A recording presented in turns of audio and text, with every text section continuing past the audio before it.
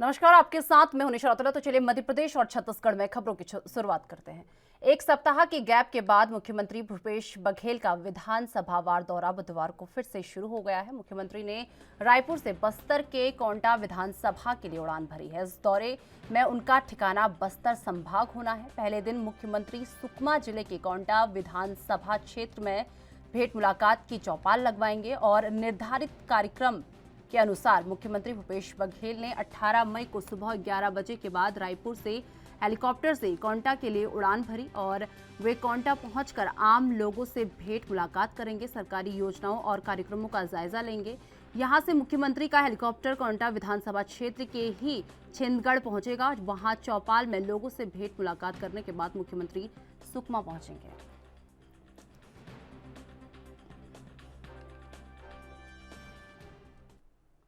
मध्य प्रदेश में ओबीसी आरक्षण के साथ निकाय और पंचायत चुनाव कराने में सुप्रीम कोर्ट के आदेश पर मुख्यमंत्री शिवराज सिंह चौहान ने कहा कि आज का दिन ऐतिहासिक है और मैं अभिभूत हूं। सत्यमेव जयते और माननीय सर्वोच्च न्यायालय को मैं प्रणाम करता हूं। हमने यही कहा था, हम चुनाव चाहते हैं, लेकिन ओबीसी आरक्षण के साथ अंततः सत्य की विजय हुई है और फिर ये सिद्ध हुआ है कि सत्य पराजित नहीं हो सकता है। आज का दिन ऐतिहासिक दिन है और मैं अभिभूत हूं। सत्यमेव जयते, अंततः सत्य की विजय हुई है और फिर यह सिद्ध हुआ कि सत्य पराजित नहीं हो सकता। माननीय सर्वोच्च न्यायालय को मैं प्रणाम करता हूं। हमने यही कहा था कि हम चुनाव चाहते हैं, लेकिन ओबीसी आरक्षण के साथ। कांग्रेस ने एक पाप किया था, चुनाव तो पहले ही हो रहे थे ओबीसी आरक्षण के साथ, लेकिन कांग्रेस के लोग ही माननीय सर्वोच्च न्यायालय में गए थे,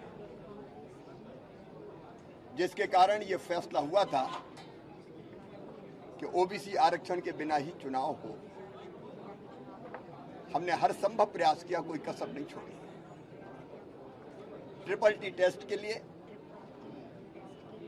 हमने ओबीसी आयोग का गठन किया। ओबीसी कमीशन ने पूरे प्रदेश का दौरा किया, तथ्य जुटाए, व्यापक सर्वे किया और उन तथ्यों के आधार पर, सर्वे के आधार पर जो रिपोर्ट बनाई, हमने वो रिपोर्ट माननीय सर्वोच्च न्यायालय में प्रस्तुत। फिर सर्वोच्च न्यायालय ने, माननीय सर्वोच्च न्यायालय ने निकायवार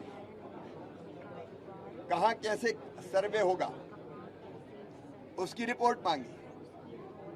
हमने निकायवार भी रिपोर्ट तैयार की और वह रिपोर्ट माननीय सर्वोच्च न्यायालय में प्रस्तुत की। कांग्रेस के लोग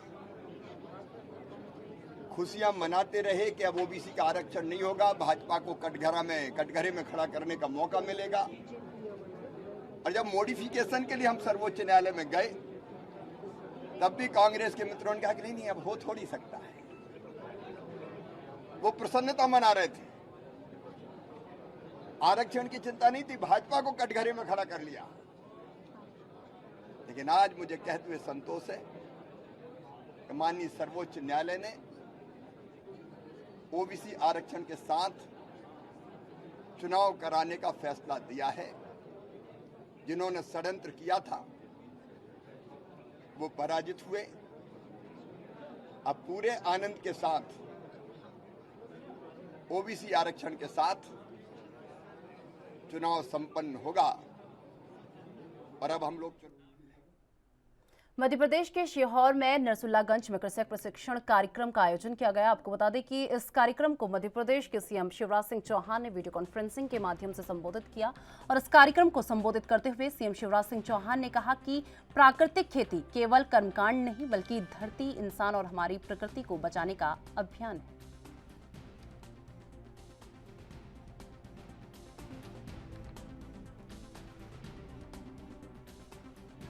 प्राकृतिक खेती के लिए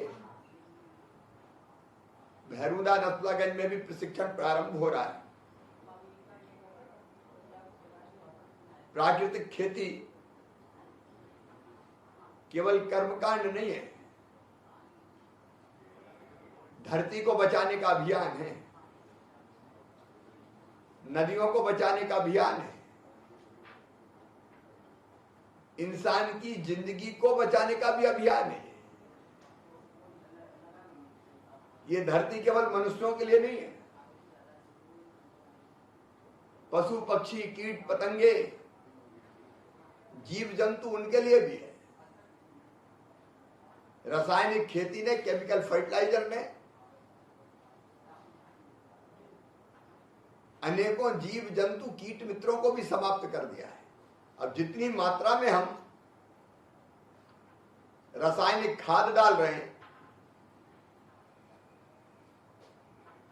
कीटों को मारने के लिए अलग अलग दवाइयां डालते हैं, उससे केवल कीट नहीं मरते, वो कीटनाशक जब वो भोजन हम करते हैं उन फसलों से उत्पन्न हुआ तो मनुष्य के शरीर में जाके मनुष्य के शरीर को भी नुकसान पहुंचाता है,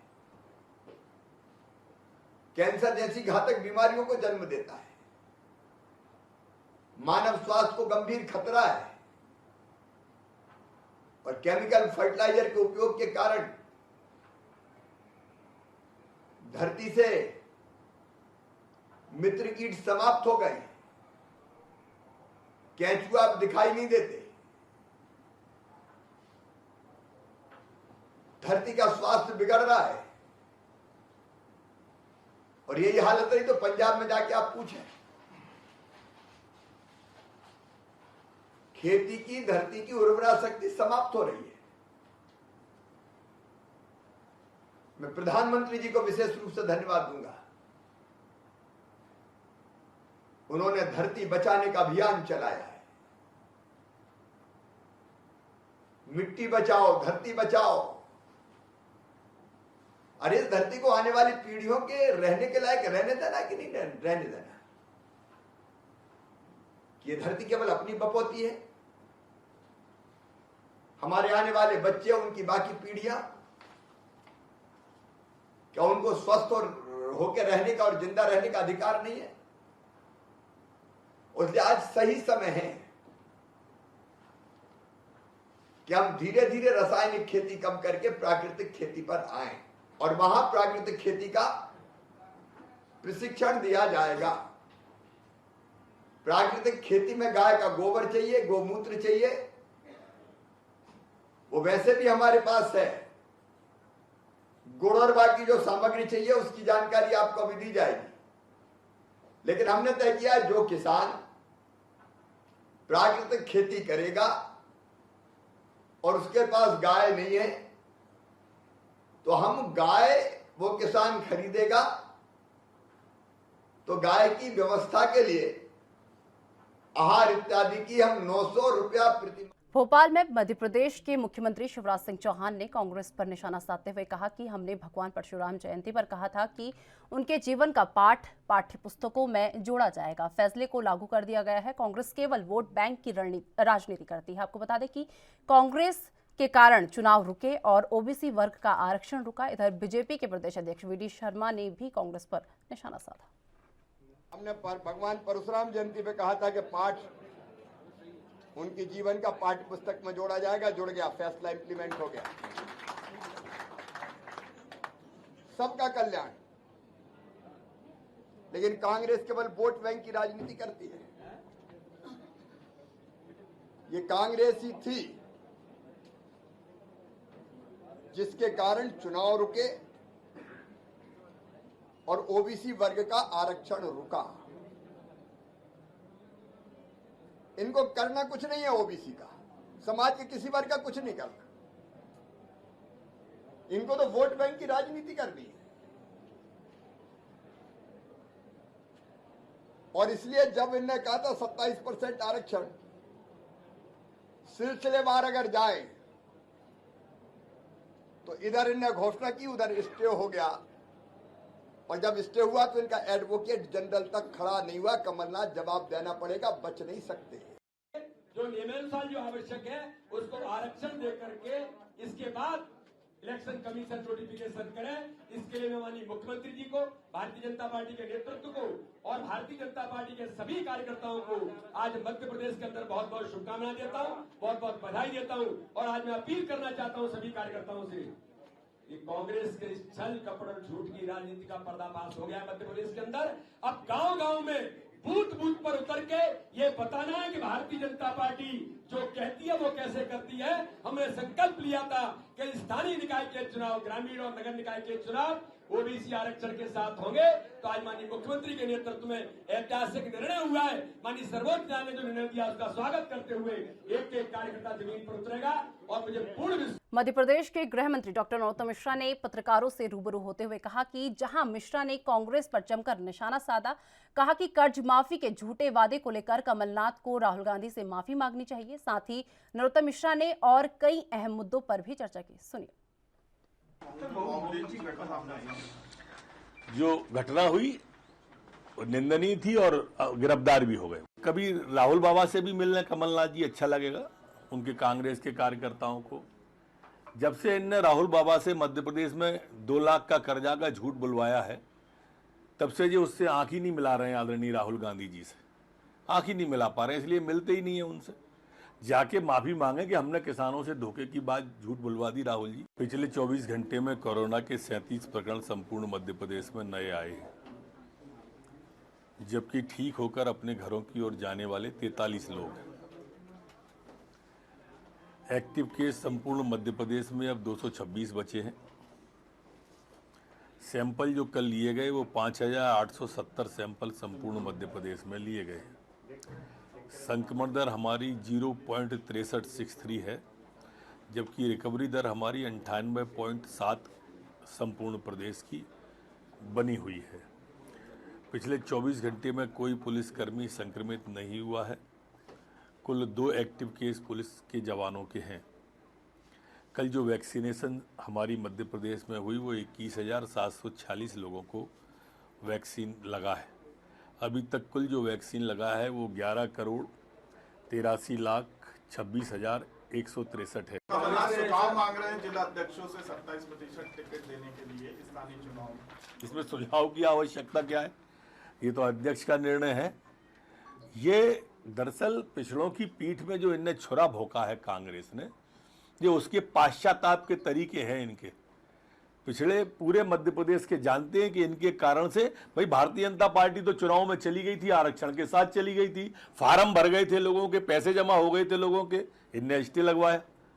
इसका जवाब देने की जगह भाजपा पे आरोप लगाना, जब एक उंगली किसी की तरफ उठाते हैं तो 3 खुद की तरफ उठती हैं। मंडला के मामले में कांग्रेस ने आदिवासियों पर अत्याचार, उनकी हत्या पर सरकार पर गंभीर आरोप लगाया। देखो क्या है कि राजनेता का काम समाज के अंदर फायर ब्रिगेड की तरह होना चाहिए। अगर कोई चिंगारी उठ रही है, कोई भ्रम फैल रहा है, तो उसे समाप्त करें, बुझाएं।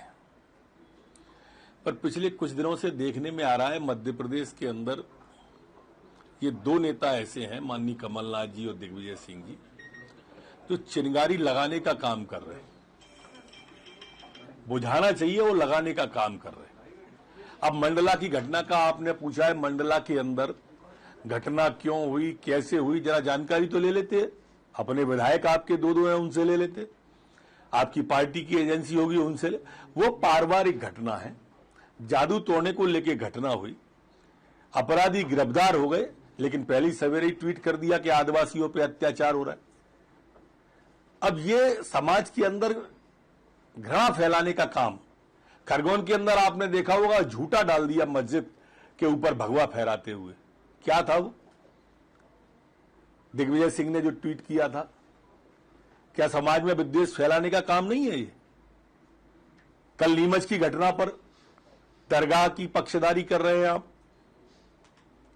अरे आप घटना की जानकारी तो लो, मंडला की बात तो करो। मैं निंदा करता हूं इस तरह के कृत्य की, जो समाज के अंदर विभाजन का काम करना। तो फिलहाल वक्त हो चुका है एक छोटा सा ब्रेक का। ब्रेक के बाद फौरन हाजिर होते हैं।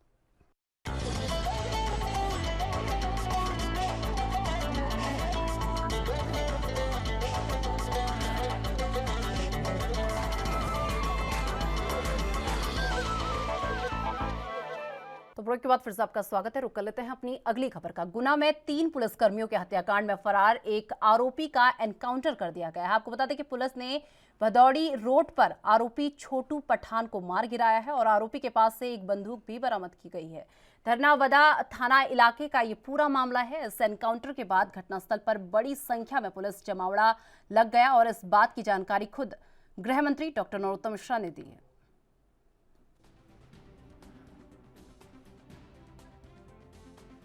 मिश्रा ने दी है। सुबह तड़के गुना के जंगलों में एक धर्मावदा भड़ोली मार्ग है, उसके जंगल में छोटू जहीर पिता जलील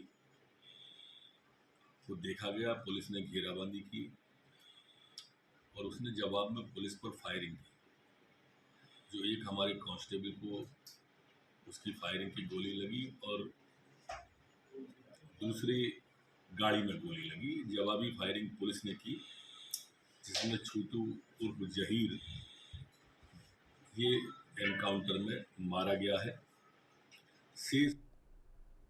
मध्य प्रदेश के पूर्व मुख्यमंत्री कमलनाथ ने आरक्षण पर अपनी प्रतिक्रिया दी है। उन्होंने कहा कि आरक्षण को लेकर उन्होंने एक बयान भी दिया है। आपको बता दें कि कमलनाथ ने कहा कि एमपी में पिछड़े वर्ग की आबादी 50% से ज्यादा है और बीजेपी ने सही तरीके से ट्रिपल टेस्ट नहीं किया था, जिसको सुप्रीम कोर्ट ने स्वीकार करने से इनकार कर दिया था। मध्य प्रदेश में पिछड़े वर्ग की आबादी 50% से ज्यादा है। सुप्रीम कोर्ट जजमेंट के अनुसार केवल 14% हो सकता है। ये मैं मानता हूँ घोर अन्याय है और बीजेपी ने सही तरीके से पेश नहीं किया केस। पिछले जजमेंट में सुप्रीम कोर्ट ने रिजेक्ट किया था जो ट्रिपल टेस्ट कोई नई चीज नहीं है। ट्रिपल टेस्ट की बात तो महीनों से चल रही है, सालों से चल रही है।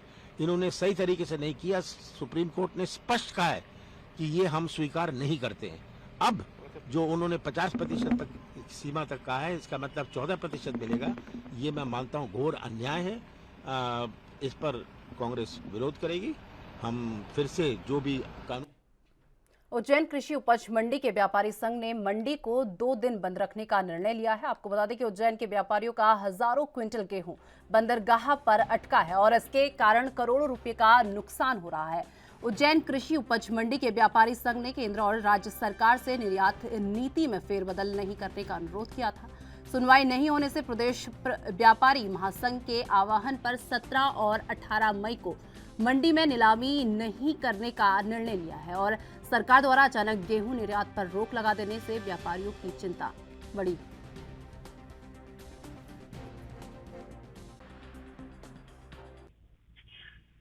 कृषि उपज मंडी प्रदेश सभी मंडियों से कांडा निर्यात के लिए गेहूं जा रहा था। पिछले 2 माह से लगातार जा रहा था, जिसमें प्रदेश सरकार केंद्र सरकार प्रोत्साहित कर रही थी।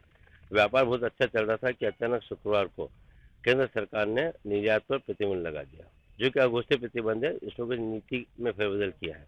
नतीजा ये हुआ कि कंपनियों ने व्यापारियों के सभी लाखों बोरी गेहूं को उतारने से इनकार कर दिया और जो सौदे थे उनको निरस्त करने की तैयारी कर ली। इसका प्रभाव पड़ा कि शनिवार से 200 रुपये क्विंटल गेहूं की मध्य आ गई। व्यापारी लाखों रुपए से घाटे से अंदर हो गया। लाखों क्विंटल गेहूं मंडियों में पड़ा हुआ है। अभी कृषि उपज मंडी उज्जैन में ही करीब 2 लाख बोरी गेहूं का स्टॉक पड़ा है, जो रेक के इंतजार में बंदरगाह जाने का था, जिसे कंपनी ने निरस्त कर दिया है।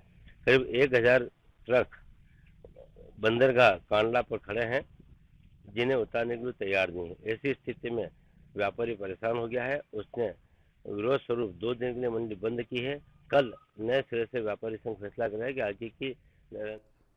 भिंडी एसपी शैलेंद्र सिंह चौहान के निर्देश में शहर की यातायात व्यवस्था को देखते हुए पुलिस कंट्रोल रूम में मीटिंग बुलाई गई, जिसमें आरटीओ अनुराग शुक्ला और सीएसपी निशा रेड्डी, ट्रैफिक प्रभारी रंजीत शिकरवार ने टमटम और ऑटो चालकों के साथ मीटिंग बुलाई। इस बीच पत्रकार भी मौजूद रहे। आपको बता दें, जिसमें शहर की यातायात व्यवस्था को चुस्त दुरुस्त रखने के लिए सख्त निर्देश दिए गए, जिसमें 5 रूट चुने गए हैं और इन्हीं रूटों को क्रमबद्ध तरीके से चलने का टमटम चालकों को पालन करना होगा। साथ ही ट्रैफिक पुलिस के जो नियम है उनका पालन करना होगा। ऐसा नहीं करने पर उनके खिलाफ कार्रवाई की बात भी कही गई है। आए दिन शहर में जाम जैसी स्थिति से निपटने के लिए एसपी ने निर्देश पर भिंड पुलिस और ट्रैफिक ने नए नियम तैयार किए हैं।